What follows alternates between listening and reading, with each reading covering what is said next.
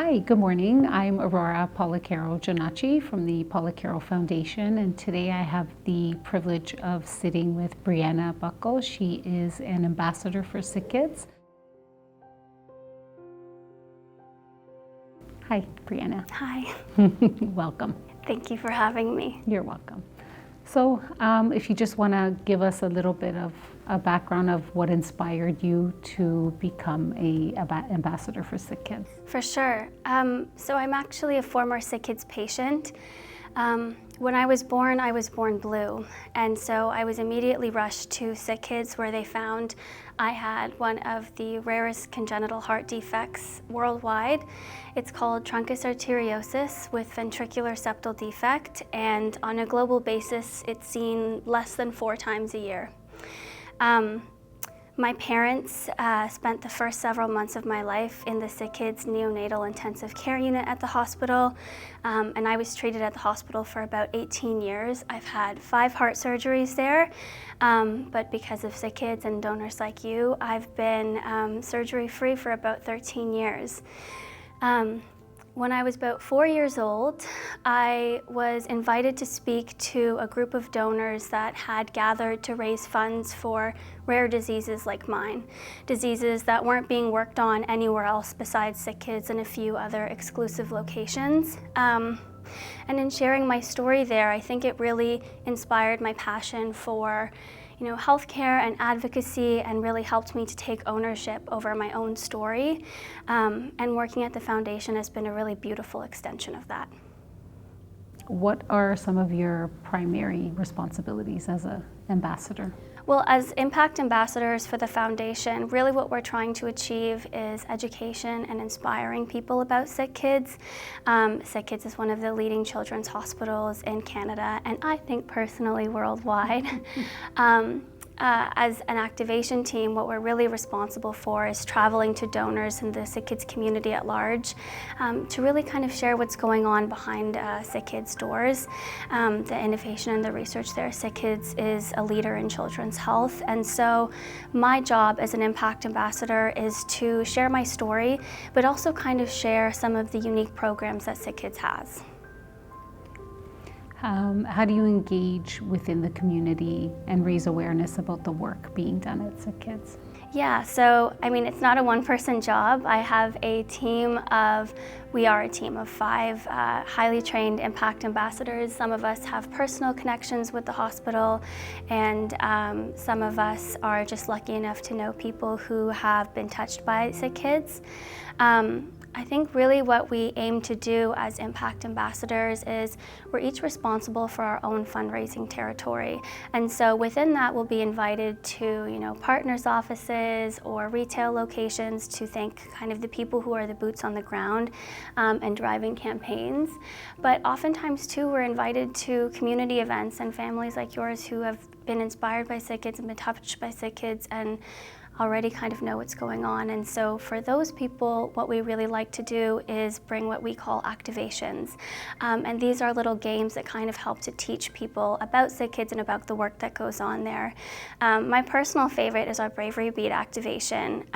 Bravery beads, for those of you who don't know, are beads that patients get when they are undergoing treatment at the hospital. And they're not rewards for treatment, but what they are is recognition of what the patients go through while they're there, and what their families go through, and what their care teams help them get through. And so our Bravery Bead activation is we have a jar of 1,000 beads, and they're not real Bravery beads because those are just for patients. But we have people guess how many beads they think are in the jar. And we get guesses from like 10,000. We've had some people be right on, some people are just under. But what it helps to do is that jar helps us to paint a picture. So for example, 500,000 patients is the number of patients that SickKids saw just last year. 70,000 patients, that's the amount of patients that were in SickKids ER. And so we can use all of these statistics and these beads to paint a picture of the impact that SickKids has in Canada, but also globally. I see those beads. I should have brought mine. Yeah, next time. Next time. What are some of the most rewarding aspects of being an ambassador? Oh, that's an easy one. I think it's the people that you meet. I was treated at the hospital for 18 years, and I've always grown up with a really strong sick kids community. The nurses that were in my neonatal intensive care unit came to my graduation ceremony and my graduation party with my family. And so I think the most rewarding piece for myself, and especially too for the impact ambassadors that don't have connections to the hospital, are going out in the community and meeting all of these people who have incredible stories, and not just patients, family members of patients, doctors, nurses, people who have family that work at the foundation or the hospital, or everybody knows somebody that's been touched by sick kids. And the collection of those stories, you really build this mosaic of what it means to be connected to that hospital, and what it means to be in support of it. I feel, and I don't know, you can probably elaborate a little bit, I feel that until you've actually been touched, whether it's yourself personally or by someone you know, you never really understand. That's so true. I think too, children's health is a very easy cause to get behind, but it's a difficult one to really put yourself in somebody else's boots with. I always say, I grew up at the hospital, but I can't imagine what it was like for my mom to watch me grow up there. Can you share some of your personal experiences while you were at Sick? Yeah. I think the one that I always like to kind of talk about is our patient and family centers. So I have always been a huge bookworm, definitely a little bit more of an introvert. And for a large part of my life, I had mobility issues and I was immunocompromised. So it was hard for me to interact with other patients at the hospital, in the typical way that most kids do in the playrooms or in Marnie's lounge. I really loved our family center. There's a huge library in the hospital, and they have books on just about everything you can think of. And one of my favorite memories was going down to the family center with the therapy dogs and picking out, chapter books about superheroes, chapter books about one of my favorite book series is Percy Jackson, and it's basically about these kids who go on all these adventures. And as a kid who was stuck in the hospital, to be able to have access to a world through literature was invaluable. I think the other thing that makes SickKids unique is the family program and the child life program. And so we have expertly trained child life specialists that are responsible for a whole host of things, but really what their main goal is to make treatment more palatable for patients. So for myself, I was always a very curious kid. I would go into the operating room ahead of my surgeries with, therapeutic clowns and kind of look at all of the instruments and the cameras. And for me, that was something that was really helpful to kind of take away some of the fear and just really understanding that everything in there is there to help. And I really credit the family program and the child life program to my interest in school and in medicine, because I think without it, it would have been this big scary thing. But instead, it was an interest that they really helped to nurture. What are you doing in school? So I graduated from Western. I went to Western for my Bachelor's of Health Sciences. I have a very strong interest in health studies and public health.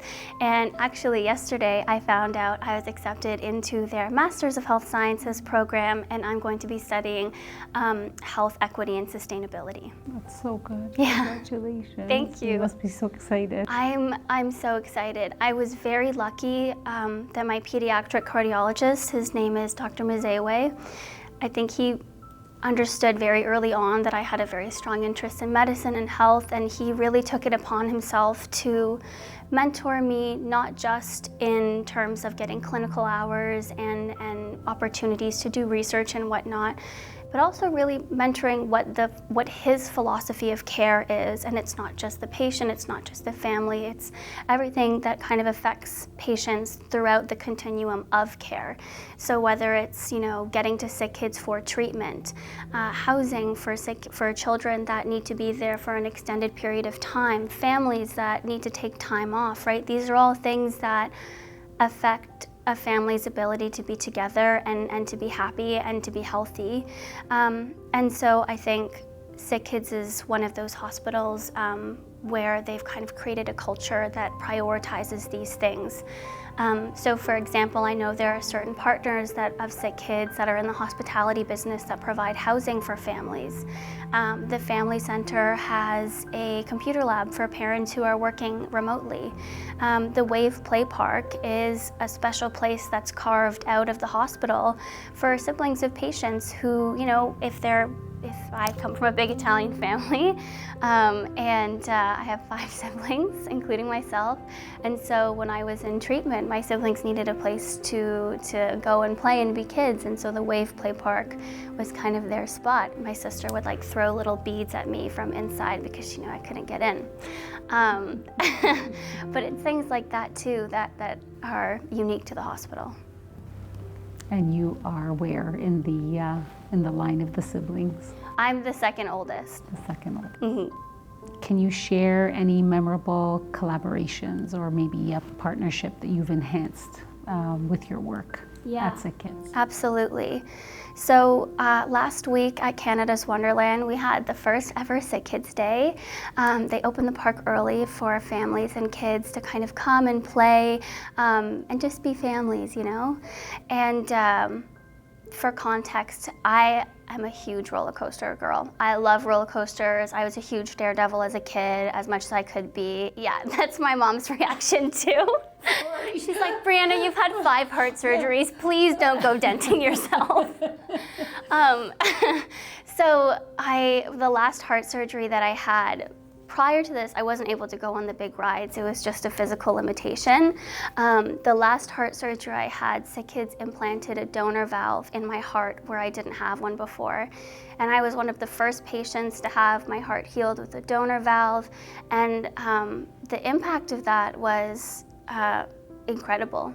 When I was born, I was told I was going to have a heart surgery every 5 to 10 years. And that's about a year-long recovery. It's really disruptive, and I'm away from friends and family and school and everything that I love. But with this donor valve, I've been surgery-free for about 13 years. And following the surgery, I was followed very closely, and at my 1-year checkup, as soon as I got the green light, my first question was, can I go in the drop zone? And my mom's like, you couldn't even hold your backpack last week. Let's take baby steps. But I can still remember what the weightless feeling of going down on drop zone the first time and being able to witness, I always get a little emotional telling that story. Just being able to witness all of these other families, partake in the joy of that moment too, and just be families was something so precious I don't know that I have words for. So yeah, that's it. So this donor valve, because this was not something I didn't know about you. So a donor valve is something that somebody donates? It's artificial. It's artificial. Yeah, which means it lasts much longer.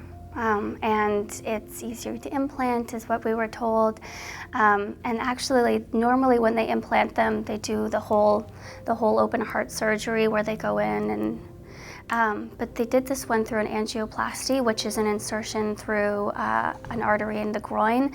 And so not only did they keep me from having my, chest reopened for a 3rd time, but I've been surgery-free for about 13 years, and I've been able to, live a very normal life after that. I always did cross-country and track and field. I did soccer, I snowboard, not very well, but I get on the slopes. Still do it. And so just kind of, this is part of the research that's going on at SickKids that's not going on anywhere else. SickKids cured my disease 2 months before I was born. If it wasn't for SickKids, I literally would not be here. So they discovered your disease while you were still in the womb? No, so this is another part of SickKids as well, is my cardiologist was at the hospital I was born from SickKids. He was on staff at SickKids, and I think he was training other cardiologists and staff on the floor just about, I don't even know. But when I was born blue, and so they said, oh, we have an expert from SickKids here, let's just get her checked out. And normally what happens with my disease is children are born blue, and they recover their complexion pretty quickly. And it's not for a few weeks that the infants are finally diagnosed with what's called failure to thrive. And by then, we don't know whether or not an infant will be strong enough to survive the surgeries that are required. And so my cardiologist happened to be there, diagnosed me pretty quickly after I was born, and I was at SickKids for my first open heart when I was 21 days old.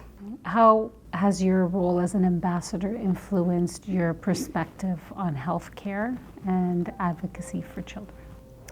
I think I'm very lucky that I was a patient ambassador from such a young age. I started when I was 4 years old. Oh. And I know that seems very young, but even the ability to understand that there is a whole network of people that are responsible for the surgeries and the medical care that I get, I think I was made very conscious of that quite early. And so I think as an ambassador, as a patient, what it exposed me to was this whole world, this whole network of doctors that are collaborating to make care possible. And then as an impact ambassador, I think I was really able to build upon my skills of advocacy and education in chatting with donors and really helping to paint a picture about what it is SickKids is responsible for.